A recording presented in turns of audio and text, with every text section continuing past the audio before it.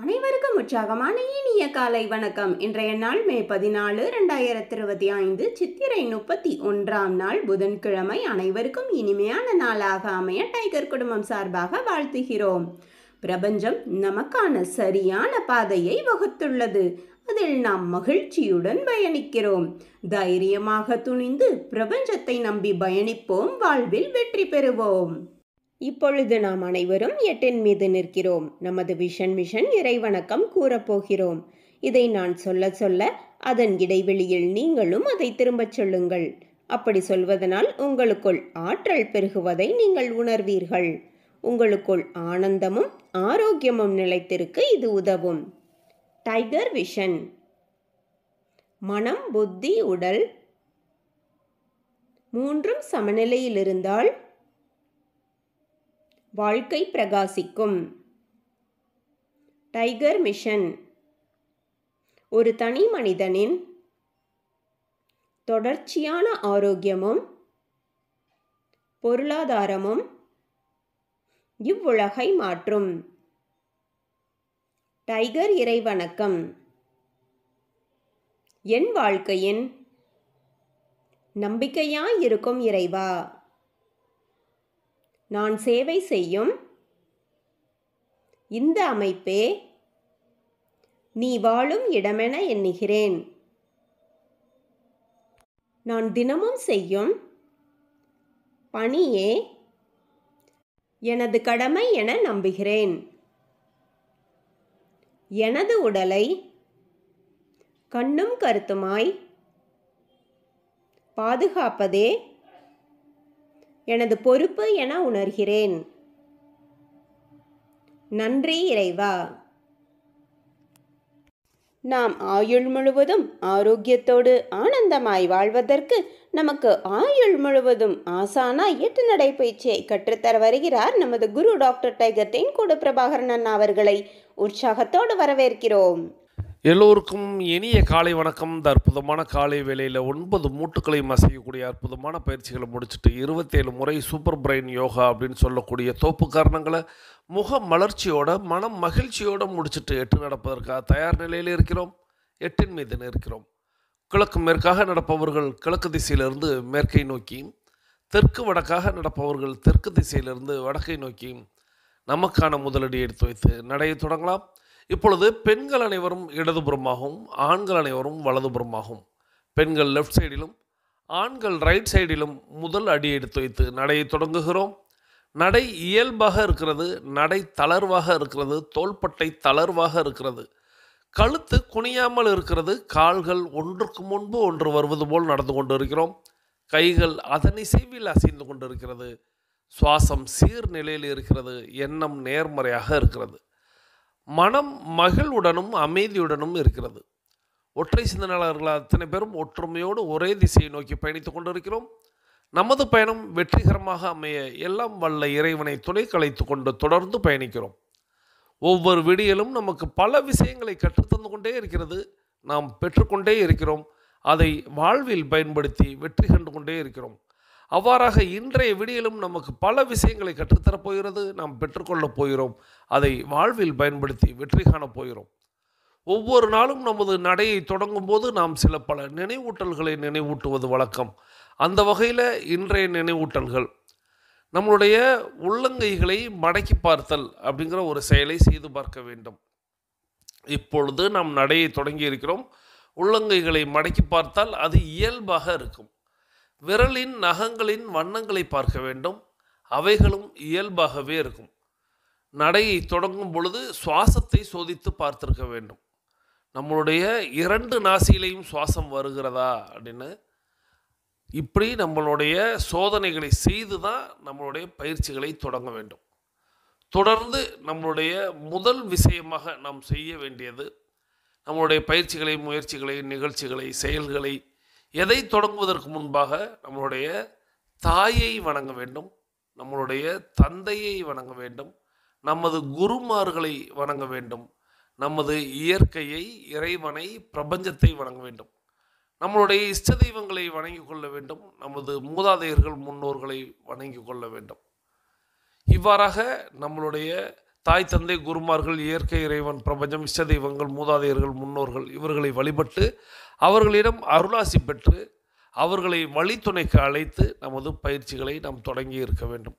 இவ்வாறாக தொடங்கப்படக்கூடிய அத்தனை செயல்களும் வெற்றியில் நிறைவடையும் என்பதை நினைவில் கொள்ளுங்கள். அவர்கள்தான் நமக்கு ஒரு ஊன்றுகோலாக, ஒரு தூண்டுகோலாக நமக்கு என்றென்றும் இருப்பார்கள். நம்மளை சிறப்பாக வழிநடத்துவார்கள், நம்மை வெற்றி பெற செய்வார்கள். அவர்களை வழிக்கு அழைத்து கொண்டு நமது பயிற்சிகளை தொடங்கினோமானால் நிச்சயமாக ஒவ்வொரு நாளும் வெற்றியை நாம் பெறுவோம் என்பதை இந்த நேரத்தில் நினைவூட்டி, தொடர்ந்து நம்மளுடைய இலக்கு எது என்பதை நினைவில் கொண்டு பயணிக்க வேண்டும். இலக்கில்லா பயணம் துடுப்பில்லா படகில் பயணிப்பது போல அப்படின்னு நான் அடிக்கடி சொல்லுவேன். ஸோ இலக்கை நிர்ணயித்து பயணிக்க வேண்டும். இலக்கை நாம் அடைய போகிறோம், தொட போகிறோம், வெற்றி காண போகிறோம் அப்படிங்கிற அந்த எண்ணத்தோடு பயிற்சியை தொடங்கினால் இலக்கு எதுவாக வேண்டுமானாலும் இருக்கலாம். நம்மளுடைய இலக்கு அப்படிங்கிறது எது சம்பந்தப்பட்டதாக இருக்கலாம். ஆனால் இலக்கின் முடிவை மட்டும் மனதில் கொண்டு அதை நோக்கி நாம் பயணிக்கிறோம் என்பதை நினைவில் கொண்டு நமது பயணத்தை தொடங்க வேண்டும். நமக்கு அருகில் குடிநீர் இருக்கும்படியாக பார்த்து கொள்ள வேண்டும். நாம் நடக்கும் இடத்தில் காற்றோட்டம் இருக்கும்படியாக பார்த்து கொள்ள வேண்டும். போதிய வெளிச்சம் இருக்கிறதா என்பதை நினைவில் கொண்டு நமது பயிற்சிகளை நாம் தொடங்க வேண்டும். நமது எண்ணத்தை சுத்தமாகவும் நமது உள்ளத்தை மகிழ்ச்சியாகவும் உற்சாகமாகவும் வைத்து நமது பயிற்சிகளை தொடங்க வேண்டும். புதியவர்கள், பேசிக் கோர்ஸில் பயணிக்கக்கூடியவர்கள் 10:30 நிமிடத்தில் மணியோசை கேட்டதுக்கப்புறம் நடையை மாற்றி நடக்கணும். பழையவர்கள், அதாவது அட்வான்ஸ் கோர்ஸில் பயணிக்கக்கூடியவர்கள், புதியவர்கள்ங்கிறது டைகர் குழுமத்தை பொறுத்தவரை 21 நாட்கள் தான். ஸோ அதன் பிறகு எல்லாருமே அட்வான்ஸ் கோர்ஸ் அப்படிங்கிற ஒரு பகுதிக்கு வர முயற்சிக்கணும். ஸோ அவர்களுக்கு 42 நிமிட நடை, 21 நிமிடங்களில் இடைவெளி சொல்லும் பொழுது அதன் பிறகு மாற்றி நடக்கணும். இதையும் ஒவ்வொரு நாளும் நினைவில் வையுங்கள். புதியவர்களுக்கு ஒரு மணியோசை 10:30 நிமிடத்தில் கேட்கும். அப்பொழுது அவர்கள் நடையை மாற்றி நடக்கணும். அனைவரும் அனைவரது இலக்குகளையும் அடைவதற்கு எல்லாம் வல்ல இயற்கை இறைவன் பிரபஞ்சம் துணை நிற்க வேண்டும் என்று வேண்டி வணங்கி வாழ்த்தி தொடர்ந்து பயணிக்கிறோம். தொடர்ந்து நாம் இப்போ ஒரு அற்புதமான ஆரோக்கிய குறிப்பு கேட்க போகிறோம். இந்த அற்புதமான ஆரோக்கிய குறிப்பை நமக்கு தேர்வு செய்து அனுப்பி வைத்திருப்பவர் சகோதரி டைகர் கோகிலா ஃப்ரம் ராமநாதபுரம். இவங்க சிவகங்கை டைகர் கிளப்போடைய உறுப்பினராக இருக்கிறாங்க. சகோதரி டைகர் கோகிலா ஃப்ரம் ராமநாதபுரம் அவர்கள் அவர்களது குடும்பம் மகிழ்ச்சியோடும் ஆரோக்கியத்தோடும் செல்வ வளங்களோடும் இருப்பதற்கு எல்லாம் வல்ல இயற்கை இறைவன் பிரபஞ்சம் துணை நிற்க வேண்டும். அவர்கள் எண்ணியதெல்லாம் நடக்க வேண்டும், கேட்டதெல்லாம் கிடைக்க வேண்டும். அவர்களது குடும்பத்தில் ஆரோக்கியம் நிலைத்திருக்க வேண்டும், ஆனந்தம் நிலைத்திருக்க வேண்டும். அவர்களுடைய பொருளாதாரம் உயர்ந்து கொண்டே இருக்க வேண்டும். அவர்களது பணி சிறந்து விளங்க வேண்டும். அவர்களது பணி பிறர் பாராட்டும்படியாக அமைய வேண்டும். அதை எல்லாம் வல்ல இயற்கை இறைவன் பிரபஞ்சம் அவர்களுக்கு வழங்க வேண்டும் என்று என்னுடைய வேண்டுதல்களையும் வாழ்த்துக்களையும் தெரிவித்து, நீங்களும் உங்களுடைய வாழ்த்து மலைகளை சகோதரி tiger Kokila from Ramanathapuram Sivaganga tiger club உறுப்பினர் அவர்களுக்கு வழங்குமாறு அன்போடு கேட்டு, இப்பொழுது நம்ம அந்த ஆரோக்கிய குறிப்பு கேட்க போயிடும். இந்த ஆரோக்கிய குறிப்பு கேட்கும் பொழுது உங்களுக்கு ஒரு ஆச்சரிய குறி அப்படிங்கிறது உங்களுக்குள்ளே ஏற்படும்னு நான் நம்புகிறேன். காரணம் சரி அது என்னங்கிறத நம்ம அந்த ஆரோக்கிய குறிப்பை கேட்டுக்கிட்டே பயணிக்கலாம். வாருங்கள்.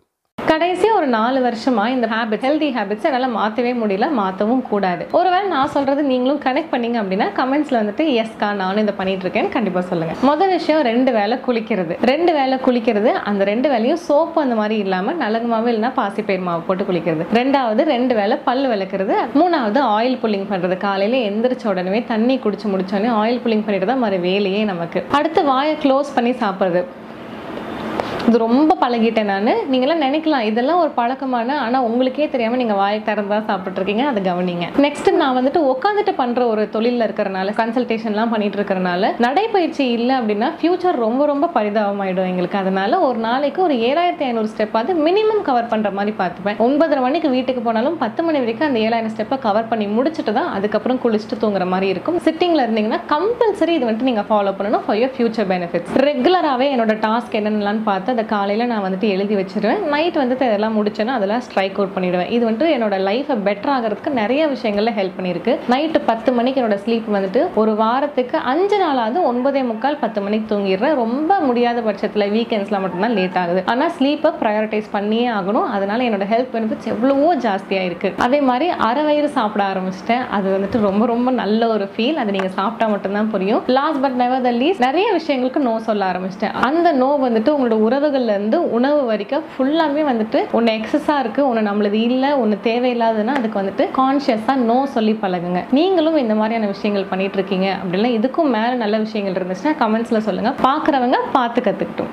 நன்றி சகோதரி டைகர் கோகிலா ஃப்ரம் ராமநாதபுரம். அவர்களது குடும்பம் மகிழ்ச்சியோடும் ஆரோக்கியத்தோடும் செல்வ வளங்களோடும் இருப்பதற்கு எல்லாம் வல்ல இயற்கை இறைவன் பிரபஞ்சத்தை வேண்டி தொடர்ந்து நாம் இன்றைக்கி கேட்ட அந்த ஆரோக்கிய குறிப்பு அப்படிங்கிறது டாக்டர் சர்மிகா அவங்களுடைய டிப்ஸ். நீங்கள் கண்டிப்பாக டாக்டர் சர்மிகா அவங்களுடைய குரலை கேட்கும்போது நீங்கள் நிறைய அவங்களுடைய ஷார்ட்ஸ் இந்த மாதிரியான விஷயங்களில் பார்த்துருப்பீங்க, ரீல்ஸ் இந்த மாதிரி. ஸோ நிறைய நல்ல குறிப்புகளை சொல்லக்கூடிய சகோதரி தான் அவர்கள். இன்றைக்கி கொடுத்த குறிப்பு நான் சொன்னேன்ல, ஒரு ஆச்சரிய குறி உங்களுக்குள் ஏற்பட்டிருக்கும். அது என்னவாக இருந்திருக்கும் அப்படின்னா, நம்மளுடைய டெய்லி ஆக்டிவிட்டி ரிப்போர்ட் அப்படின்னு சொல்லக்கூடிய தினசரி நடவடிக்கை அறிக்கைன்னு ஃபில் பண்ணுவோம் அல்லவா, டிஏ ரிப்போர்ட். அதை அப்படியே சொல்கிறது மாதிரியே இருந்திருக்கும் இல்லையா. அவங்க சொன்னது அப்படி அவங்க 2 வேளை குளிப்பது, பல் துலக்குவது, 8 நடை கட்டாயமாக நடப்பது, இப்படி அவங்க சொல்லிக்கிட்டு வந்த ஒவ்வொரு விஷயமும் அப்படியே நம்மளுடைய டிஏ ரிப்போர்ட் ஃபில் பண்ணுறது மாதிரியே இருந்திருக்கும். அதில் அவங்க சொன்ன ஒரு முக்கியமான குறிப்பு, அவங்க எத்தனை மணியானாலும் 9:30 மணிக்கு தான் நான் வீட்டுக்கு வர்றேன் இரவில் அப்படின்னாலும், நான் எனக்கான நடைப்பயிற்சியை முடித்து விட்டு தான் தூங்குவேன்னு சொல்கிறாங்க. இதைத்தான் நீங்கள் அவர்கள் எவ்வளவு பிரபலமானவர்களாக இருந்தாலும் சரி, எவ்வளவு பிஸியானவர்களாக இருந்தாலும் சரி, தன்னுடைய உடலின் நலனை அவங்க பேணி காத்தா தான் அந்த பிரபலமாகவும் இருக்க முடியும், பிஸியாகவும் இருக்க முடியும், அதை ஹேண்டில் பண்ண முடியும் அப்படிங்கிறத நாம் புரிந்து கொள்ளணும். அவங்க சொல்கிறாங்க, நாங்கள் என்னுடைய வேலை அப்படின்னு அமர்ந்த நிலையிலேயே வேலை பார்ப்பது. அப்போ நான் நடந்தே ஆகணும், அன்னைக்கான நடையை நான் அன்னைக்கே நடந்தாகணும். நம்ம எப்படா நேரம் கிடைக்குதுன்னு காத்திருக்கிறோம். நம்மளை சார்ந்தவர்கள் எப்படா நேரம் கிடைக்கும், அதாவது நேரம்னா வேறு ஏதாவது வேலை வந்துருச்சுன்னா நம்மளுடைய 8 நடையை ஸ்கிப் பண்ணிடலாம், வேறு ஏதாவது ஒரு வேலை வந்துருச்சுன்னா நம்மளுடைய பயிற்சிகளை ஸ்கிப் பண்ணிடலாம் அப்படின்னு காத்திருக்கிறோம். விருந்தினர் வந்திருக்காங்க, பயணத்தில் இருக்கிறேன், நெட்வொர்க் இல்லை, கால் வலிக்குது, ஏதேனும் ஒரு காரணத்தை தேடிக்கொண்டு இருக்கிறோம். அப்போ அந்த காரணத்தை நாம் தேடி எதை ஸ்கிப் பண்ணுறோம் அப்படின்னா, நம்மளுடைய பயிற்சிகளை. ஆனால் அவர்கள் சொன்ன இன்றைய விஷயங்கள் அப்படிங்கிறது, அந்த தொடர் முயற்சி அப்படிங்கிறது எங்களிடத்தில் உண்டு. தூங்குறதையும் சொன்னாங்க. வாரத்தில் 5லேருந்து 6 நாட்கள் நான் சரியாக பெட்டுக்கு 10 மணிக்கு போயிடுவேன் அப்படிங்கிறத சொல்கிறாங்க. ஸோ எவ்வளவு பிஸியாக இருந்தாலும் எங்களுக்கு நேரமே இல்லை அப்படின்னு சொன்னால் கூட கண்டிப்பாக அன்னைக்கான ஸ்டெப்ஸை நான் நடந்துடுவேன். அதுலேயும் 10,000 ஸ்டெப்ஸ் அப்படிங்கிறத சொல்கிறாங்க. ஸோ இந்த 10,000 ஸ்டெப்ஸுங்கிறத டைகர் கிளப்பில் நான் ஆரம்பத்துலேருந்தே வலியுறுத்திக்கிட்டு வர்றேன். நிறைய பேர் பண்ணுவீங்க. 11 நிமிடங்கள் 21 நிமிட நடை அப்படிங்கிறத நம்ம கொண்டு வந்தோம். பேசிக் கோர்ஸ்லேயே நிறைய பேர் உள்ளே இருக்கிறீங்க. ஆனால் நீங்கள் அட்வான்ஸ் கோர்ஸுக்கு மாறணும். 42 நிமிட நடை நடக்கணும்.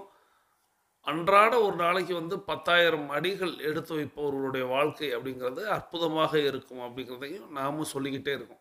அதைத்தான் சகோதரி இந்த இடத்துல குறிப்பிட்டிருந்தாங்க. நித்தம் 10,000 ஸ்டெப்ஸ் அப்படிங்கிறது, அதே போல் தூக்கம் அப்படிங்கிறது சரியான நேரத்துக்கு. ஸோ இவைகளை செய்து வந்தாலே போதும். நல்ல உணவு, இவ்வளவுகளை செய்து வந்தாலே போதும். டைகர் கிளப்பை பொறுத்தவரைய மனதிற்கான தனிப்பட்ட பயிற்சி அப்படிங்கிறது ஒன்று தேவையில்லை. நம்மளுடைய 8 நடை பயிற்சி, 8 நடை பயிற்சியில் நம்மளுடைய சிந்தனை ஓட்டம் வேறு எங்கும் கடந்து விடாமல், போய்விடாமல், எதிர்மறை சிந்தனைகள் எதுவும் வந்துவிடாமல் இருப்பதற்கு நம்மளுடைய ஆடியோ இதை மட்டும் செஞ்சாலே போதும். மனம், புத்தி, உடல் சமநிலைக்கு வரும் அப்படின்னு சொல்கிறோம். இந்த மனம், புத்தி, உடல் எத்தனை பேருக்கு சமநிலைக்கு வந்திருக்குன்னு நான் கருதுகிறேன் அப்படின்னா, டைகர் கிளப்பில் ஒரு 50 நபர்களுக்கு தான், 500 நபர்கள் இருக்கிறோம் அப்படின்னா அதில் 50 நபர்களுக்கு தான் மனம், புத்தி, உடல் சமநிலையில் இருக்குது. மீதி 450 நபர்களுக்கு இல்லை. மறுபடியும் நான் அதான் சொல்கிறேன், அப்படித்தான் நம்ம ஒரு காலத்தில் இருந்தோம். ஆனால் நம்மளுக்கு மாறுவதற்கு பிரபஞ்சம் ஒரு அற்புதமான வாய்ப்பை தந்துச்சு. அந்த வாய்ப்பை நம்ம கெட்டியாக பிடிச்சிக்கிட்டோம்னா 500 பேரில் 50 பேர் தான் கெட்டியாக பிடிச்சிருக்காங்க. 50 நபர்களுக்கு தான் அது தெரிஞ்சிருக்கு. இன்னும் சொல்லணும்னா 50 நபர்களுக்கு தான் அது புரிஞ்சிருக்கு. மீதி 450 நபர்கள் இன்னும் தேடிக்கொண்டே இருக்கிறார்கள். வேறு எங்காவது எனக்கு நிம்மதி கிடைக்குமா, வேறு எங்காவது எனக்கான ஆதரவு கிடைக்குமா, வேறு எங்கேயாவது எனக்கு வந்து அதுக்கான சொல்யூஷன் கிடைக்குமா, தீர்வு கிடைக்குமா அப்படின்ட்டு இன்னும் வந்து அலைபாய்ந்து கொண்டே இருக்கிறது அவர்களுடைய மனம். ஆனால் புரிந்து கொள்ள வேண்டியது, நம்மளுடைய பயிற்சிகளில் நம்மளுடைய மனதிற்கு, நம்மளுடைய புத்திக்கு, நம்மளுடைய உடலுக்கு கிடைக்காத தீர்வு வேறு எங்கேயும் கிடச்சிடுமான்னா எனக்கு தெரிஞ்சு இல்லை. எல்லாம் கலந்த கலவையாக, இயற்கை கொடுத்த கொடையாக நமக்கு இந்த பயிற்சிகள் அமைஞ்சிருக்கு. இந்த பயிற்சிகளை நம்ம நித்தம் வந்து சார்பாக சரியாக நேரத்தை வந்து கடைபிடித்து சரியான நேரத்தில் செய்து வந்தோமானால் அவர்களுக்கு எல்லாம் கிட்டுகிறது. அதை தான் நான் சொல்கிறேன். 50 நபர்கள் வந்து கெட்டியாக பிடிச்சி 50 நபர்கள் அதை தொடர்ந்து செய்து 50 நபர்கள் அந்த எல்லா பயிற்சிகளையும் செய்வதனால அவர்களுடைய வாழ்க்கையில் மிகப்பெரிய மாற்றங்கள் அவர்களை அறியாமலே நடந்து கொண்டிருக்கிறது. பெரிய பெரிய தீர்வுகள் எல்லாம் அவர்களுக்கு கிட்டியிருக்கிறது. உடலில் பிரச்சனைகள், நோய்கள் அப்படிங்கிறத கூட அவர்கள் எளிதாக எதற்காக உள்நுழைந்தார்களோ அதை நோக்கி பயணித்து வெற்றி கண்டார்கள். நாம் சில நேரங்களில் நான் வந்து குழந்தைகள் பயணிப்பாங்க, பெரியவங்க பயணிப்பாங்க, நிறைய உடலில் தொந்தரவுகள் உள்ளவங்க பயணிப்பாங்கங்கிறதுனால நான் வந்து ஒரு ஃப்ளெக்சிபிலிட்டியாக உங்கள் எல்லார்ட்டையும் சொல்லுவேன். இப்போ நீங்கள் நடந்துக்கிறலாம், இப்போ நடந்துக்கிறலாம், இது 6-7 மணிக்குள்ளே நடந்துக்கிறலாம், இப்படி பல்வேறு காரணங்களை நான் சொல்லுவேன். இதெல்லாம் அவர்களுக்கு. ஆனால் உடல் உபாதை இல்லாதவங்க, குழந்தையாக இல்லாமல் பெரியவங்களாக இல்லாமல் இருப்பவர்கள் அதை அப்படியே எடுத்துக்கொள்கிறார்கள். நான் அந்த இடத்துல பொதுவாக தான் பேச முடியும். இவங்களுக்கு தான் நான் சொல்கிறேன்னு நான் யாரையும் இங்கே பெயர் குறிப்பிட முடியாது. அப்போ பொதுவாக நான் சொல்லக்கூடியது ஒரு 500-1000 நபர்களை சேருகிறது அப்படின்னா அதில் நீங்கள் என்னை மாதிரி இருக்க முயற்சி செய்யணும். இப்போ இதில் நான் இப்படி சொல்லும் பொழுது நிறைய பேர் இந்த உடல் உபாதைகள் உள்ளவர்கள் கூட என்னை பின்தொடரணும்னு கஷ்டப்படுறாங்க. நான் பொதுவாக அதுக்கு தான் இந்த இடத்துல என்னால் இந்த விஷயத்தை தான் எல்லார் இடத்துலையும் கொண்டு போய் சேர்க்க முடியலன்னு எனக்கு தோணுது. என்ன அப்படின்னா, நான் பொதுவாக சொல்கிறத யாருக்கு சொல்கிறேனோ அவர்கள் அதை மாற்றி புரிந்து கொள்கிறார்கள். யாரை நான் விடுத்துட்டு சொல்கிறேனோ அவங்க அதை செய்யணும்னு துடிக்கிறாங்க. ஒரு உதாரணத்துக்கு, ஒருத்தவங்களுக்கு உடல் நிலை வந்து ஏதோ ஒரு காரணத்தில் சூழ்நிலையில் பாதிக்கப்பட்டு இருக்காங்க. இப்போ நான் சொல்கிறேன் 4 மணிக்கு நடக்கணும் அப்படின்னு பொதுவாக சொல்கிறேன். இப்போது யார் எடுத்துக்கிறான்னா, அந்த உடல் நலம் வந்து பாதிக்கப்பட்டவர்கள் உடனே எடுத்துக்கிறாங்க. அண்ணா சொல்லிட்டாரு நான் 4 மணிக்கெலாம் நடக்கணும். ஆனால் அது அவர்களுக்கானது இல்லைங்கிறத அவர்கள் புரிந்து கொள்ளணும். நம்மளுக்கு தான் உடல்நிலை சரியில்லை, நம்ம ஓய்வெடுத்து சரியாக தூங்கிட்டு நம்ம விடிந்த பிறகு நடக்கலாம்னு அவர்கள் நினைக்கணும். அதே நேரத்தில் உடல் திடகாத்திரமாக இருக்கக்கூடியவர்கள் அவர்கள் வந்து 4 மணிக்கு பழகணும், அவர்கள் நடக்கணும். ஆனால் அவங்க எதை எடுத்துக்கிறாங்க அப்படின்னா, நான் இந்த உடல்நலம் பாதிக்கப்பட்டவர்கள், குழந்தைகள், பெரியவர்களுக்கு நான் சொல்கிறேன்ல, நீங்கள் வந்து நல்லா ரெஸ்ட் எடுத்துகிட்டு காலையில் 6 மணிக்கு நடக்கலாம், 7 மணிக்கு நடக்கலாம், ஒருவேளை நடக்க முடியலைன்னா மாலையில் நடந்துக்கிறலாம் அப்படின்னு நான் சொல்கிறத அவர்கள் எடுத்துக்கொள்கிறார்கள். இதுதான் இந்த இடத்துல பெரிய சிக்கலாக இருக்குது. நான் பொதுவில் எல்லாருக்கும் ஃப்ளெக்சிபிலிட்டியாகவும் இருக்கட்டும், அதே நேரத்தில் சில நேரங்களில் கண்டிக்கும் பொழுது அவர்களை கண்டிக்கிறேன். அப்போ பொதுவாக சொல்லும் பொழுது மாற்றி மாற்றி புரிந்து கொள்கிறார்கள். ஸோ இதை மட்டும் எல்லோரும் நினைவில் கொள்ளுங்கள். நான் வந்து இந்த தளத்தில் பொதுவாக தான் சொல்ல முடியும், இப்படி இருங்க, இப்படி இருந்தால் நல்லா இருப்பீங்க அப்படின்னு.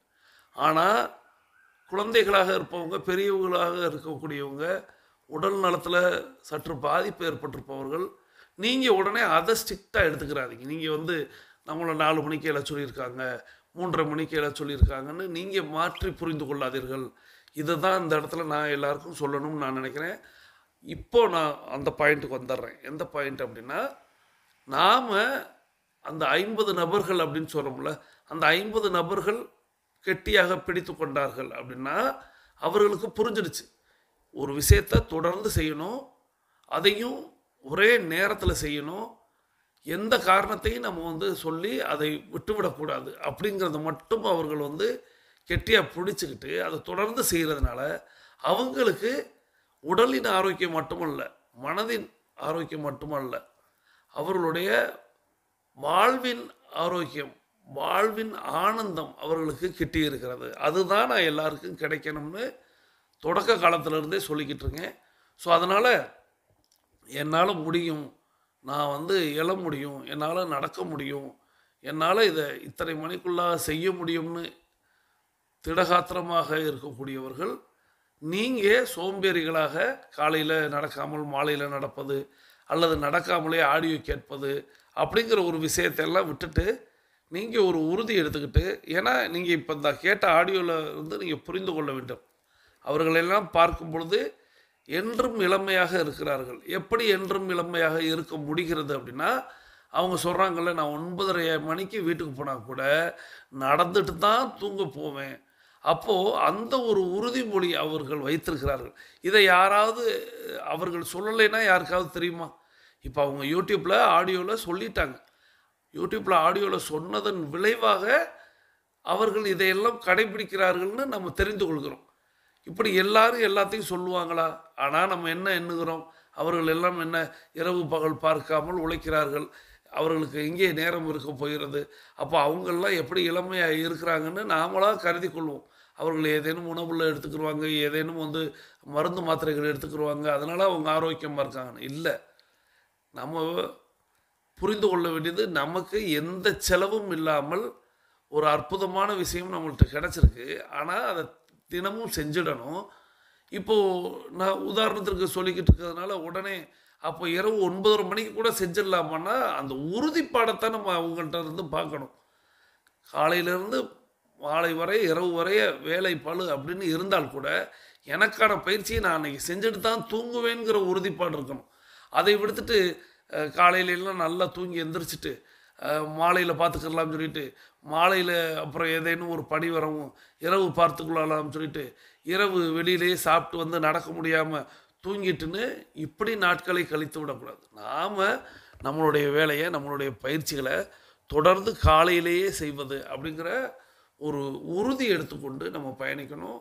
அதை தொடர் முயற்சியை நாம் செய்ய செய்ய நாம் என்றென்றும் ஆரோக்கியமாக இருப்போம். நம்மளுடைய வாழ்வில் ஆனந்தம் அப்படிங்கிறது என்றென்றும் கிட்டும் அப்படிங்கிறத மட்டும் இந்த அற்புதமான ஆடியோவின் வாயிலாக கற்றுக்கொண்டோம். இந்த அற்புதமான ஆடியோவை நமக்கு வழங்கிய டாக்டர் சர்மிகா உங்களுக்கு நமது நன்றியை சொல்லி, இந்த ஆடியோவை நமக்கு தேர்வு செய்து அனுப்பி வைத்த சகோதரி டைகர் கோகிலா ஃப்ரம் ராமநாதபுரம் அவர்களது குடும்பம் மகிழ்ச்சியோடும் ஆரோக்கியத்தோடும் செல்வ வளங்களோடும் இருப்பதற்கு எல்லாம் வல்ல இயற்கை இறைவன் பிரபஞ்சத்தை வேண்டி, நான் எல்லாரிடத்துலையுமே இன்னொரு விஷயம் ஏற்கனவே ஒரு முறை சொல்லியிருந்தேன். அதை எத்தனை பேர் ஃபாலோ பண்ணுறீங்க, எத்தனை பேர் அதுக்கான ஸ்டெப்பு எடுத்தீங்க, எத்தனை பேர் அதை வந்து சக்ஸஸாக பண்ணினீங்க அப்படிங்கிறத நான் மீண்டும் கேட்காமலே விட்டுட்டேன். அன்றைக்கி ஒரு நாளைக்கு கேட்டிருந்தேன், அதாவது இந்த ஸ்மார்ட் வாட்ச் அப்படிங்கிற ஒரு விஷயம் உங்களிடத்தில் இருக்கிறதா அப்படின்னு ஒரு கேள்வி கேட்டிருந்தேன். நிறைய பேர் இருக்குது இல்லை அப்படிங்கிறத பதிலாக சொல்லியிருந்தீங்க.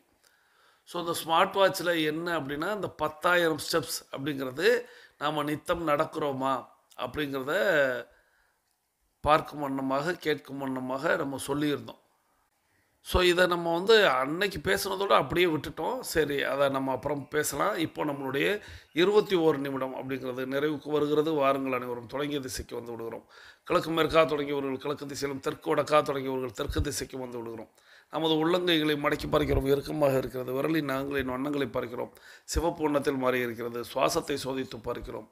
2வது நாசியிலும் சுவாசம் வரக்கூடிய இந்த வேளையில் நமக்கு அருகில் இருக்கக்கூடிய குடிநீரை எடுத்து நிறுத்தி நிதானித்து ரசித்து ருசித்து பருகிக்கொள்கிறோம். தண்ணீர் பருகுதல் என்பது ஒரு கலை என்பதை நாம் அறிவோம். தண்ணீர் பருகும் பொழுது நமது கவனத்தை நீரில் வைப்போம், நீரின் தன்மையில் வைப்போம், நீரின் சுவையில் வைப்போம். நீரை நிதானமாக பருகுவோம். நீர் பருகுதலை பற்றி நான் நித்தம் நினைவூட்டி கொண்டே தான் இருப்பேன். ஆனால் நீங்கள் அதை நினைவில் வைத்து கொள்ள வேண்டும். அதுதான் என்னுடைய ஆசை. நீங்கள் இப்போ நீர் பருகிறது மட்டுமல்ல, இந்த இடைவெளியில் என்னுடைய குரல் கேட்கும் பொழுது பருகுவது மட்டுமல்ல, நாள் முழுவதும் நீங்கள் பருகும் பொழுதும் உங்களுக்கு நினைவில் இருந்துக்கிட்டே இருக்கணும். நம்ம இப்போ வந்து நீர் பருகுகிறோம், நம்ம வந்து தண்ணி குடிக்கிறோம். இப்போ இந்த தண்ணி வந்து இந்த சுவையில் இருக்குது, இந்த தன்மையில் இருக்குது, இந்த தண்ணி நமக்கு அருமருந்தாக இருக்கிறது, இந்த தண்ணினால தான் நம்ம உயிர் வாழ்கிறோம் அப்படின்னு ஏதேனும் ஒரு விஷயத்தின் வாயிலாக நீங்கள் கனெக்ட் பண்ணி அந்த தண்ணியை பருகணும். அந்த தண்ணி உங்களுடைய உடலில் ஆரோக்கியத்தை அள்ளித்தரும் அப்படிங்கிறத இப்போ இந்த இடத்துல நினைவூட்டி, தொடர்ந்து நம்மளுடைய மொபைல் ஃபோனை கையில் எடுத்துக்கிட்டு கருத்து பதிவிட போயிடும், கமெண்ட் பதிவிட போயிடும், கேள்விகளுக்கு விடையளிக்க போயிடும். முதலாவதாக நம்மளுடைய தினசரி நடவடிக்கை அறிக்கை, டெய்லி ஆக்டிவிட்டி ரிப்போர்ட், அதை வந்து பூர்த்தி செய்து அனுப்பி வைத்து விட்டீர்களா? இந்த கேள்வி நித்தம் கேட்குறேன், நித்தம் நீங்கள் பதிலளிக்கணும். நித்தம் பதிலளிக்க ஏன்னா இப்போ நம்ம இடைவெளிக்கு முன்பாக கேட்ட ஆடியோலேயே பார்த்தீங்களா, அது கிட்டத்தட்ட அவங்க வந்து அந்த டிஏ ரிப்போர்ட்டை ஃபில் பண்ணுற மாதிரி தான். இன்றைக்கி நான் வந்து 2 நேரம் குளிச்சிட்டேனா, 2 நேரம் பல்லு விளக்கிட்டேனா, இன்றைக்கி 8 நடைப்பயிற்சி செய்துட்டேனா, செய்யலையா, அப்போ நான் இப்போ செஞ்சுட்டு அதை ஃபில் பண்ண இரவா அப்படிங்கிற மாதிரி அவங்க வந்து இரவில் செஞ்சுட்டு கூட நான் தூங்குவேன்னு சொல்கிறத வந்து நம்ம அப்படித்தான் எடுத்துக்கணும். 10 மணிக்கு முன்பாக தூங்க செல்கிறேனா, அப்போது டிஏ ரிப்போர்ட் அப்படிங்கிறது 9 மணிக்கு அனுப்புகிறேனா, இப்படின்னு நீங்களாகவே உங்களுக்குள்ள ஒரு செக்லிஸ்ட்டை தான் நாங்கள் அதை தயாரித்து அந்த செக்லிஸ்ட்டை நீங்கள் ஃபில் பண்ணிட்டீங்களா, உங்களுக்கானதை ஃபில் பண்ணிட்டீங்களான்னு நித்தம் கேட்குறோம். ஸோ அதனால் இது வந்து ஒரு போர் அடிக்கிற கேள்வியாக நினைக்கக்கூடாது. உங்களுடைய வாழ்க்கையை திருப்பி போடக்கூடிய ஒரு கேள்வி. நித்தம் அப்படிங்கிறத நினைவில் கொண்டு நீங்கள் டிஏ ரிப்போர்ட் ஃபில் பண்ணிட்டீங்களா அப்படிங்கிற அந்த கேள்விக்கு விடையளிக்கணும். இது முதல் கேள்வி. இரண்டாவது கேள்வி அப்படிங்கிறது, நான் அந்த ஸ்மார்ட் வாட்ச் அப்படிங்கிற ஒரு விஷயம் சொன்னேன் அல்லவா. ஸோ ஸ்மார்ட் வாட்ச் உங்களிடத்தில் இருக்கிறதா? முதல் கேள்வி. இருக்குது, இல்லை அப்படின்னு பதில் சொல்லலாம். அதுலேயே துணை கேள்வி அப்படிங்கிறது, இருக்கிறது என்பவர்கள் நீங்கள் ஸ்மார்ட் வாட்ச் கட்டி தான் உங்களுடைய ஸ்டெப்புகளை நீங்கள் கணக்கிடுகிறீர்களா? ஸ்மார்ட் வாட்ச் வச்சு இப்போது நான் கட்டியிருக்கிறேன். ஸோ ஸ்மார்ட் வாட்ச் வச்சு நான் வந்து நித்தம் வந்து ஒரு 12,000க்கு குறையாமல் ஸ்டெப்ஸ் அப்படிங்கிறத நான் வச்சுருப்பேன். ஸோ இப்போது வந்து அது ஒரு சில நாட்களில் இப்போது காலையில் என்னால் பயிற்சிகள் செய்ய முடியும், மாலையில் ஏதேனும் பயிற்சிகளோ மீட்டிங்கோ ட்ரைனிங்கோ நான் போயிட்டேன்னா அது அப்படி நடக்காமல் இருக்கும். ஆனால் அதில் பார்த்திங்கன்னா ஒரு 7,000 8,000த்தில் வந்து நிற்கும். அப்போ அந்த 12,000 அச்சீவ் பண்ண முடியலையே அப்படிங்கிற ஒரு வருத்தம் இருக்கும். அதுபோல் நீங்கள் உங்களுடைய ஸ்மார்ட் வாட்சை கட்டித்தான் நீங்கள் உங்களுடைய ஸ்டெப்புகளை கணக்கிடுகிறீர்களா அப்படிங்கிறத துணை கேள்வியாக சொல்லுங்கள். மூன்றாவதாக, அதாவது அந்த இரண்டாவது துணை கேள்விக்கு இல்லைங்கிறவங்க பதில் சொல்ல முடியாது. அவங்க இந்த இடத்துல பதில் அளிக்கணும். என்ன அப்படின்னா, ஸ்மார்ட் வாட்ச் எப்போ வாங்க போகிறீங்க? இதுதான் அந்த துணை கேள்வியில் மூன்றாவது கேள்வி. ஸ்மார்ட் வாட்ச் இல்லைன்னு நினைக்கிறவங்க ஸ்மார்ட் வாட்ச் எப்போ வாங்க போகிறீங்க? இந்த கணக்கீடு அப்படிங்கிறது உங்களுக்குள்ளே இருந்தால் தான். ஏன்னா நான் எனக்கு நானே ஒவ்வொரு நாளும் நேற்று 12,000 ஸ்டெப்பு, இன்றைக்கி 11 சில்லரை வந்தால் கூட நேற்றை விட 12,000 வரலையே அப்படின்னு நானே எனக்குள்ள ஒரு போட்டியை என்னுடைய ஸ்மார்ட் வாட்ச் எனக்கு காட்டிக்கிட்டே இருக்கும். ஸோ அதனால் இந்த கேள்வி, ஸ்மார்ட் வாட்ச் எப்போ வாங்க போகிறீங்க? இந்த கேள்விகளுக்கு விடையளித்து மூன்றாவதாக நம்மளுடைய வெற்றி ஸ்லோகன் எழுத வேண்டிய நேரம். நலத்துடன் வாழ்க, வளத்துடன் வாழ்க.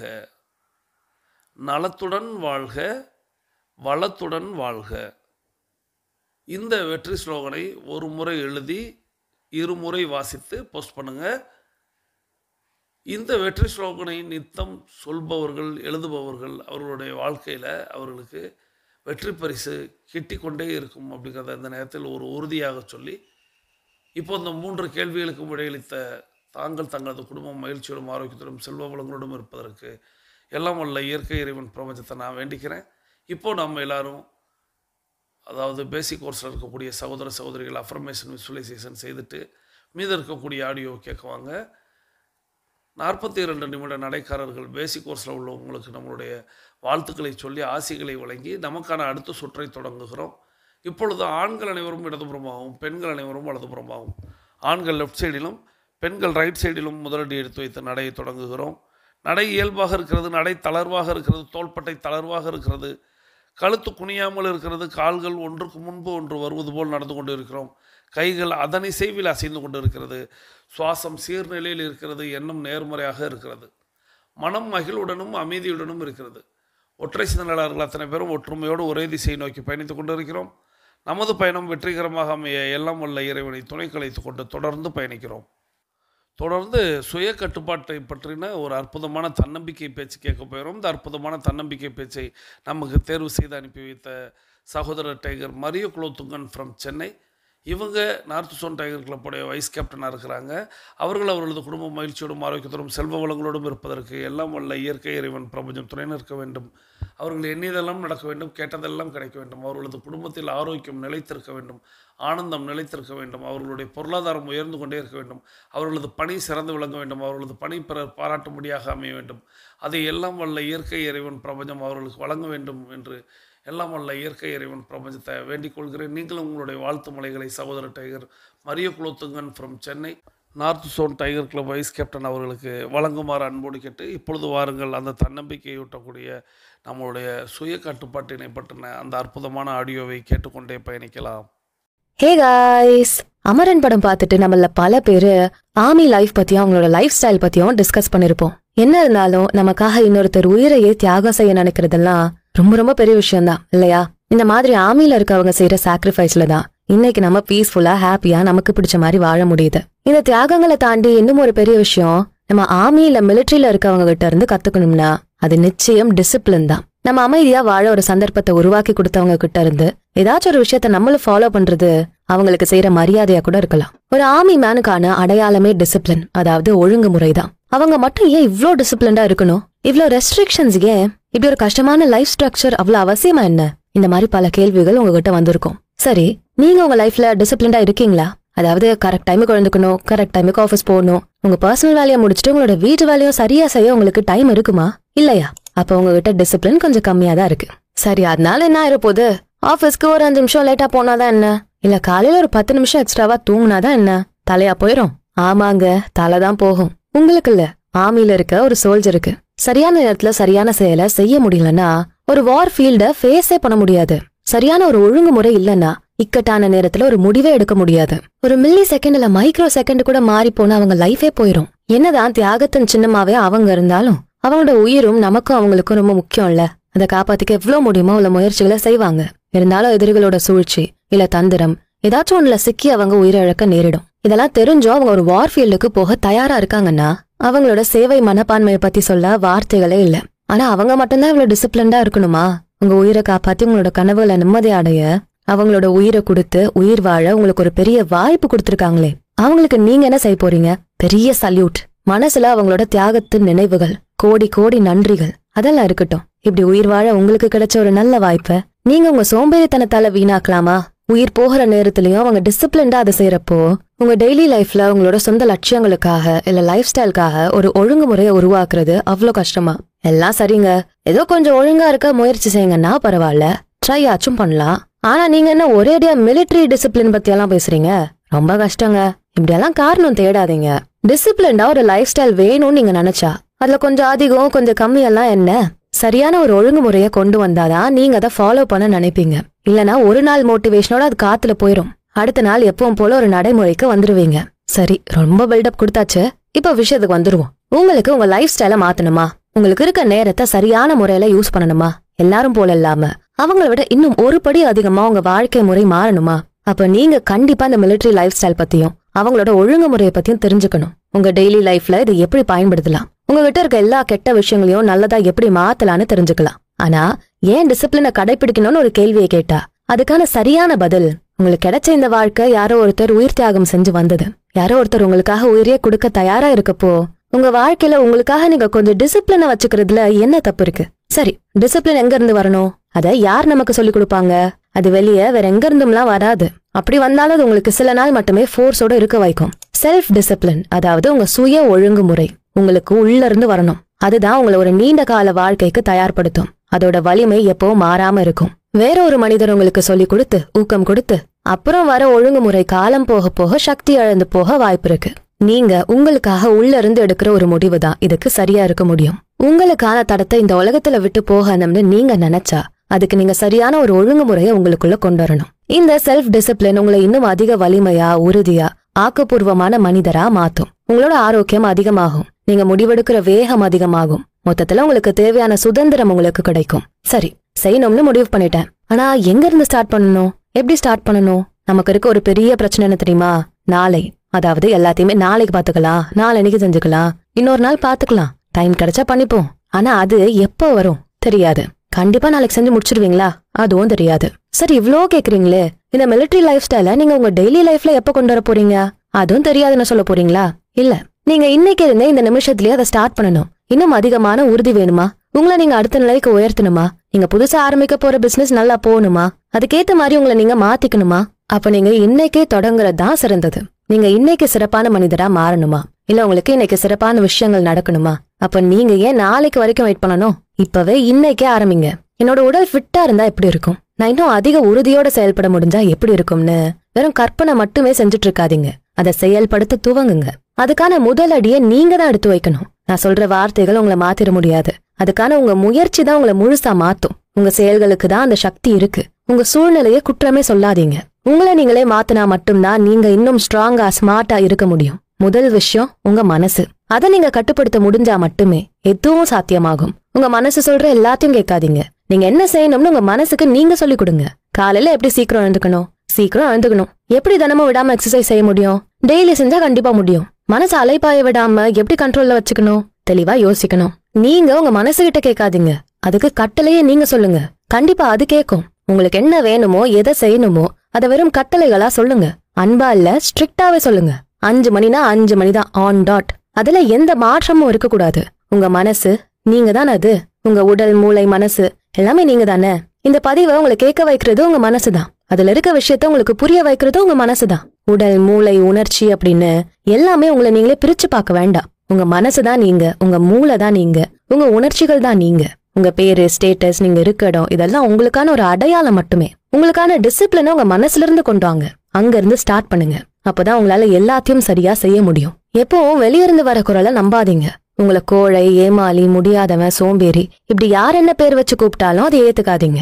நீங்க உறுதியானவங்க, தைரியமானவங்க, சுறுசுறுப்பான மனிதர். எதையும் செஞ்சு முடிக்கக்கூடிய ஆற்றல் உங்களுக்கு இருக்கு. ஒரு ஆர்மி ஹெட் இதைதான் அவரோட சோல்ஜர்ஸுக்கு வலியுறுத்துவாரு. தினமும் இதை திரும்ப திரும்ப சொல்ல வைப்பாரு. அதையே நீங்களும் உங்களுக்குள்ளேயே சொல்லிக்கணும். யாரும் உங்களுக்கு சொல்ல ட்ரைனிங் எல்லாம் தரமாட்டாங்க. நான் உறுதியானவன், செயல்களை உடனுக்குடனே செஞ்சு முடிக்கிற ஆற்றல் என்கிட்ட இருக்கு. இப்படியெல்லாம் உங்க மனசுக்கு நீங்க கட்டளைய சொல்லுங்க. அடுத்ததா ஸ்ட்ரெஸ். ஒரு மிலிட்டரியில இருக்கவங்களுக்கு அவங்களோட ட்ரைனிங் பீரியட்லயே பயங்கரமான ஸ்ட்ரெஸ்ஸை உருவாக்குவாங்க. அதுலதான் அவங்க பயிற்சியே செய்யணும். கடுமையான பயிற்சிகள் அவங்களுக்கு மன அழுத்தத்தை அதிகமாக்கும். அதிக மன அழுத்தத்துல உங்களால சரியா செயல்பட முடிஞ்சா நீங்க ஒரு பெரிய சோல்ஜருக்கான தகுதியை பெற முடியும். அழுத்தம் எப்போ கஷ்டமா ஆகும்? உங்க கண்ட்ரோல்ல மீறி ஒரு விஷயம் நடந்தா, நீங்க எதிர்பார்க்காத ஒண்ணு நடக்கிறப்போ. ஆனா உங்க மனசை நீங்க முழு கண்ட்ரோல்ல வைக்கிறப்போ நீங்க எந்த விதமான ஸ்ட்ரெஸ்ஸையும் தாங்கி அதுல இருந்து உங்க செயல்களை வெற்றிகரமா செய்ய முடியும். மனிதனுக்கு எப்பேற்பட்ட அழுத்தத்தையும் தாங்குற சக்தி இருக்கு. அதுக்கான வலிமை உங்க மனசுக்குள்ளே இருக்கும். அதை சரியா வெளிக்கொண்டு வரப்போ உங்களுக்கான சரியான பலனை அதுல இருந்து பெற முடியும். இதுதான் சர்வைவல் இன்ஸ்டிங்க்ட்னு சொல்லுவாங்க. இந்த பூமியில இருக்க எந்த உயிரினத்துக்கும் அது பொதுவான ஒரு குணம். ஒரு பிரச்சனை ஏற்படுறப்போ அதுல இருந்து வெளியே வர அதோட உயிரை காப்பாத்த எல்லா முயற்சியும் செய்ய தயார்படுத்திக்கும். அது உங்க உடல்ல, மூளையில இயல்பாவே இருக்கும். உங்களுக்கு அதை கண்டுபிடிக்க தெரிஞ்சா போதும். காலையில எழுந்துக்க கஷ்டமா இருக்கா? இல்ல உங்க ரன்னிங் டைம் போதும்னு உங்க கால்கள் சொல்லுதா? உங்க மனசு இன்னைக்கு ரொம்ப வேலை செஞ்சுட்டா இதுவே போதும் நிறுத்துன்னு கெஞ்சுதா? நிறுத்தாதீங்க. உங்க ஓட்டத்தை தடை செய்யாதீங்க. உங்க எல்லைகளை, உங்க லிமிட்ஸ ஒவ்வொரு நாளும் அதிகப்படுத்துங்க. ஒரு நாளைக்கு 5 மணி நேரம் படிச்சா போதும்னு உங்க மூளை சொல்லுதா? கேட்காதீங்க. 5 மணி நேரம் படிச்சா போதுமா? படிக்கிறதுக்கான நீட் அவ்வளவுதானான்னு உங்களுக்கு தெரியும்ல, அதை கேளுங்க. இன்னும் கடினமா முயற்சி செய்யணும் மட்டும் சொல்லுங்க. இது பத்தாது, இன்னொரு 3 மணி நேரம் படிக்கணும்னா படிங்க. அப்பதான் இந்த வருஷம் எனக்கு பிடிச்ச கவர்மெண்ட் ஜாபுக்கு நான் போக முடியும். இதை உங்ககிட்ட நீங்களே சொல்லுங்க. உன்னால இன்னும் 3 மணி நேரம் படிக்க டைம் அதிகப்படுத்த முடியும்னு சொல்லுங்க. அதை செஞ்சும் காட்டுங்க. உங்க பலவீனங்களை உடைங்க. எதையும் செய்ய முடியாதுன்னு லாஜிக்கா பேசுறவங்க மூளைய தடுத்து நிறுத்துங்க. எதுக்காகவும் யாருக்காகவும் உங்களை நிறுத்தாதீங்க. அப்படி சொல்றது உங்க மனசா இருந்தா கூட அதோட பேச்ச கேட்காதீங்க. அதே போல உங்க இலக்கை அடையிற வர உங்களோட முயற்சிகளை கைவிடாதீங்க. எந்த ஒரு சோல்ஜரும் ஒரே நாள்ல போராட்டத்தை நிறுத்துறது இல்ல. அவரோட போர் எப்போ நிக்கும்னு அவருக்கு தெரியாது. இந்த யுத்தம் தொடரும் வரைக்கும் அவர் போராடிதான் ஆகணும். ஒரு யுத்தம் முடியறதுக்கு முன்னாடி ஒரு வீரன் போராட்டத்தை நிப்பாட்டிட்டான்னா அவனுக்கு மரணம் நிச்சயம். நாம தான் 10 பேரை வீழ்த்திட்டோமே, கொஞ்சம் ரெஸ்ட் எடுத்துட்டு அப்புறம் போராடலான்னு எந்த சோல்ஜரும் யுத்த காலத்துல நினைக்கிறது இல்ல. அதே போல உங்க இலக்கு அடையிற வரைக்கும் உங்க முயற்சிகள் தொடரணும். இதுல உங்க உயிர் போகாதுன்னு தெரியும். ஆனா உங்க முயற்சிகளை நிறுத்தினா உங்க கனவு போகலாம், உங்க வாழ்க்கை மாறலாம், நீங்க நினைச்சதை அடைய முடியாம போயிடலாம். உயிர் போனா கூட உங்களுக்கு எந்த வழியும் தெரிய போறது இல்ல அதுக்கப்புறம். ஆனா உங்க இலக்குகளை நீங்க அடையாம போனா, உங்க கனவுகளை நீங்க கைவிட்டுட்டா நீங்க உயிரோட மட்டும்தானே இருக்க முடியும். உங்க வாழ்க்கை நீங்க நினைச்ச மாதிரி இல்லையேன்னு எப்பவும் அந்த வருத்தம் உங்களுக்குள்ள இருக்கும். அப்ப உங்க முயற்சிகள் உங்க இலக்கை அடையிற வரைக்கும் நீங்க தொடரணும். 1 நாள் 2 நாள் இல்ல, அது எத்தனை நாள், வாரம், மாசம், வருஷம் ஆனாலும் அதே உறுதியோட, வேகத்தோட, நம்பிக்கையோட உங்க முயற்சிகளை தொடர்ந்து செய்யணும். அதுதான் உண்மையான போராளியின் குணம். டிசிப்ளின் அப்படின்னா காலையில சீக்கிரம் எழுந்துக்கிறது மட்டும் இல்ல, உங்க உடல்நிலையை சரியா வச்சுக்க நீங்க செய்ய வேண்டிய பயிற்சிகளை சரியா செய்யறது, உங்க உணவை சரியா தேர்ந்தெடுத்து சாப்பிடுறது, உங்க தினசரி வேலைகளை தடல்லாம செய்யறது, உங்க உணர்வுகளை சரியா வச்சுக்கிறது, உங்க கனவுக்கான செயல்களை செய்ய முடியறது, மத்தவங்களை நீங்க நடத்துற விதத்தை சரியா வச்சுக்கிறது. இந்த மாதிரி எல்லாமே டிசிப்ளின் தான். உங்களுக்கு உங்க வாழ்க்கைக்கு எது தேவையோ அதை சரியா செய்ய முடியறது தானே டிசிப்ளின். அதுக்கு ஈஸியான வழிகளை தேர்ந்தெடுக்காம உங்க முயற்சிகளை அதிகப்படுத்தி, உங்க எல்லைகளை விரிவாக்கி, உங்க செயல்கள்ல வேகத்தை கூட்டி, நார்மலான வழியெல்லாம் விட்டு கடினமான வழியை தேர்ந்தெடுத்து அதுல உள்ள சவால்களை சந்திக்கிறது தான் ஒரு ஆர்மி மேனுக்கு உண்டான டிசிப்ளினோட இருக்கிறது. அடுத்ததா போராட்ட குணம்.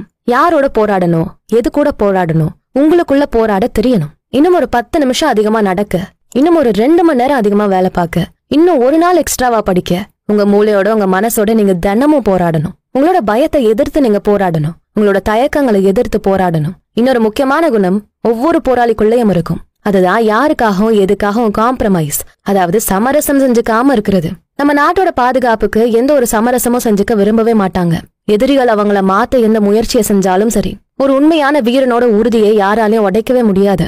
அதே மாதிரி உங்களோட கனவுகளுக்கு நீங்க எந்த விதமான காம்ப்ரமைஸும் பண்ணிக்கவே கூடாது. உங்க தோல்விகளோட உங்க முயற்சிகள்ல ஏற்படுற பின்னடைவுக்கு நீங்க எந்த விதமான காம்ப்ரமைஸும் செஞ்சுக்க கூடாது. அந்த காரணங்களை எதிர்த்து உங்க முயற்சிகளை தொடர்ந்து செய்யற ஒரு வீரனா இருக்கணும். பயமும் தோல்வியும் எல்லாருக்குமே, இந்த பயமும் தோல்விகளும் இதை எப்படி சமாளிக்கணும்னு ஒரு தயக்கமும் இருக்கவே செய்யும். ஆனா உங்க பயம் நீங்க தோத்துட்டா என்ன செய்யறதுன்னு இருக்கணும். இந்த முயற்சிகளை கைவிட்டா என்ன நடக்கும்னு உங்களுக்கு பயம் வரணும். அந்த மாதிரி தோல்வி பயம் உங்களை இன்னும் அதிகமா உழைக்க வைக்கும். உங்க பயம் ஒரே ஒரு விஷயத்துக்காக மட்டும் இருக்கணும். நீங்க முன்னேறாம ஒரே இடத்துல தேங்கி இருந்துட்டா என்ன ஆகும், இத பத்தி மட்டும்தான் நீங்க நினைச்சு பயப்படணும். இது மட்டும்தான் உங்க மனசுக்குள்ள ஒரு பெரிய பயத்தை உருவாக்கணும். வேற எந்த சூழலும் மனிதர்களும் உங்களுக்கு பயத்தை காட்டவே கூடாது. அதை நீங்க ஏத்துக்கவும் கூடாது. ஒரு போரை விட போருக்கான பாதை ரொம்ப முக்கியமானது. அதுதான் உங்களை போருக்கு தயார்படுத்தும். அதாவது உங்க வாழ்க்கையில நீங்க என்ன செய்றீங்க, இது வரைக்கும் என்ன செஞ்சீங்க, இந்த போர் எனக்காக நடக்குதா இல்ல எனக்குள்ள நடக்குதா, அதுக்காக நான் என்ன மாதிரியான ஆயுதங்களை தயாரா வச்சிருக்கேன், இந்த மாதிரி என்னோட திறன்களை வளர்த்துக்கணும். ஆனா ஒரு நாட்டோட நடக்கிற போர் மாதிரி என்னோடது இருக்காது. என்னோட போர் எனக்கு இருக்க அறியாமைக்கு எதிரா இருக்கும். எனக்குள்ள தேவையில்லாம ஏற்படுற குழப்பங்களுக்கு எதிரா இருக்கும். என்னோட சோம்பேறித்தனத்தை தகர்க்கிற யுதமா இருக்கும். அதை சரி செய்யறதுதான் என்னோட நடக்கிற யுதமா இருக்க முடியும். இந்த போரோட முடிவுல எனக்கு தேவையான எல்லாமே கிடைக்கும். என்னோட மனசு அமைதியாக்க, இன்னும் அதிகமான ஆற்றலை பெற, என்னோட இலக்கு அடைய இந்த யுதம் எனக்கு கை கொடுக்கும். சரி, இதெல்லாம் சரியா செஞ்சுட்டே இருக்கேன். ஆனா எனக்கும் ஒரு நாள் டயர்ட் ஆகும், வெறுப்பா உணர்வேன், இல்ல போதும்னு நினைப்பேன். அப்ப என்ன செய்யணும், எப்படி அந்த நிலைய கடந்து வரணும்? என்னால இந்த படுக்கையை விட்டு எழுந்துக்கவே முடியல, இருந்தாலும் நான் எழுந்துக்கணும். என்னால இந்த ப்ராஜெக்ட முடிக்கவே முடியல, இனிமேல் அதை நான் முடிச்சுதான் ஆகணும். அப்பதான் என்னோட வேலை எனக்கு நிரந்தரமாகும். என்னால இன்னைக்கு ஜிம்முக்கு போக முடியல, என்னோட உடம்ப சரியா வச்சுக்க நான் போய் ஆகணும். இதெல்லாம் டயர்ட் ஆகுறப்போ உங்களுக்கு நீங்களே சொல்ல வேண்டிய காரணங்கள். செஞ்சே ஆகணும், முடிச்சே ஆகணும், இதை மட்டும்தான் உங்களுக்குள்ள கேட்கணும், வேற எதுவுமே இல்ல. எல்லைய காக்கும் வீரர்கள் ஒரு நாளும் ஓய்வெடுக்கிறது இல்ல. அப்படி எடுத்த அடுத்த நொடி எதிரிகள் அதை தங்களுக்கு சாதகமா பயன்படுத்த முடியும்னு தெரிஞ்சு வச்சிருப்பாங்க. நீங்க முடிக்க வேண்டிய வேலையை இன்னும் சிறப்பா செய்ய முடிஞ்ச உங்க கலீக் தான் உங்களுக்கு எதிரி. நீங்க ஓய்வெடுக்க நினைச்சா அதை அவர் ஈஸியா செஞ்சு முடிச்சிருவாரு. உங்க பிசினஸ் முயற்சியில நீங்க ஓய்வெடுக்க நினைச்சா உங்க தொழில் போட்டியாளர்கள் உங்களை முந்த எல்லா வேலையும் செய்ய ஆரம்பிச்சிருவாங்க. உங்க ப்ரிப்பரேஷன் டைம்ல இருந்து நீங்க ஓய்வெடுக்க நினைச்சா எங்கேயோ இருக்க ஒரு போட்டியாளர் உங்களை விட இன்னும் ஒரு படி அதிகமா ப்ரிப்பேர் பண்ணிட்டு இருப்பாரு. அப்ப நீங்க எந்த நிலையிலையும் ஓய்வெடுக்க நினைக்கவே கூடாது. உங்க இலக்கு அடையிற வரைக்கும் உங்களுக்கு என்ன கஷ்டம் வந்தாலும் அதுல இருந்து பின்வாங்கவே கூடாது. ஒரு போர் நடக்கிறப்போ எல்லா வீரர்களுக்கும் முழு கவனம் அந்த யுத்த களத்துல மட்டும்தான் இருக்கும். அதை தவிர வேற எந்த விஷயத்த பத்தியும் யோசிக்க மாட்டாங்க. அங்க ஏற்படுற கவன சிதறல்கள் அவங்க உயிரை மட்டும் இல்ல, இந்த நாட்டோட பாதுகாப்புக்கே கேள்விக்குறியா மாறிடும். ஒரு வீரர் செய்யற தவறு பெரிய மோசமான விளைவை ஏற்படுத்த முடியும். அப்ப உங்களோட முழு கவனமும் கூட ஒரு யுத்தகல வீரன் மாதிரி உங்க இலக்குகள் மேல மட்டுமே இருக்கணும். உங்க இலக்குகள் எவ்வளவு பெருசா இருந்தாலும் பரவாயில்ல, அதை அடைய உங்களுக்கு எவ்வளவு காலம் ஆனாலும் பரவாயில்ல, உங்க கவனம் சிதறாம உங்க செயல்களை நீங்க செஞ்சுக்கிட்டே இருக்கணும். இது உங்களுக்கு பார்ட் டைம் ஜாப் இல்ல. இங்க உங்களுக்கு வீக்கெண்டுக்கான நேரம் இருக்காது. திங்கக்கிழமை ஆரம்பிச்சு அடுத்த திங்கக்கிழமை வரைக்கும் நீங்க தொடர்ந்து செஞ்சுக்கிட்டே இருக்கணும். ஒவ்வொரு நாளும் ஒவ்வொரு வாரமும் முழு மனசோட ஆத்மார்த்தமா உங்க இலக்கு எதுனாலும் அதை நோக்கி உங்களை நகர்த்திக்கிட்டே இருக்கணும். சோர்வே இருக்கக்கூடாது, பயம் இருக்கவே கூடாது, தயக்கமெல்லாம் காணாம போகணும். சில மோசமான நாட்கள் கூட வரலாம், அதை கடந்து போய்கிட்டே இருக்கணும். இனிமே எதுவுமே உங்களை தடுத்து நிறுத்த கூடாது. உங்க ஓட்டத்தை தடுக்கவே கூடாது. நாளைக்கு பார்க்கலாம் நினைக்கவே கூடாது.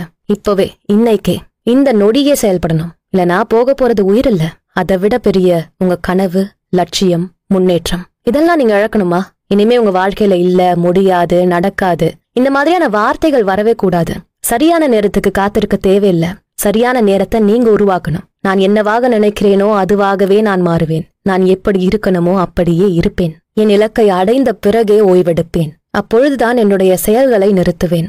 இந்த உறுதியை உங்களுக்குள்ள எப்பவும் கொண்டு வாங்க. நீங்க என்னவா மாற நினைக்கிறீங்களோ அதுவாக மாறுங்க. நன்றி சகோதரர் tiger Mario Kulothungan from Chennai. அவர்களது குடும்ப மகிழ்ச்சியோடும் ஆரோக்கியத்தோடும் செல்வ வளங்களோடும் இருப்பதற்கு எல்லாம் வல்ல இயற்கை இறைவன் பிரபஞ்சம் துணையினர் கட்டும் என்று வேண்டி வணங்கி வாழ்த்தி இந்த ஆடியோக்கான விளக்கங்களை நம்ம வரும் நாட்களில் பார்க்கலாம்னு சொல்லி நம்மளுடைய 42 நிமிட நடையை நிறைவு கொண்டு வருகிறோம். வாருங்கள் அனைவரும் தொடங்கி திசைக்கு வந்து விடுகிறோம். கிழக்கு மேற்கா தொடங்கியவர்கள் கிழக்கு திசையிலும் தெற்கு வடக்கா தொடங்கியவர்கள் தெற்கு திசைக்கு வந்து விடுகிறோம். நமது உள்ளங்கைகளை மடக்கி பறிக்கிறோம். இறுக்கமாக இருக்கிறது. விரலின் நகங்களின் வண்ணங்களை பறிக்கிறோம். சிவப்பு வண்ணத்தில் மாறி இருக்கிறது. சுவாசத்தை சோதித்து பறிக்கிறோம்.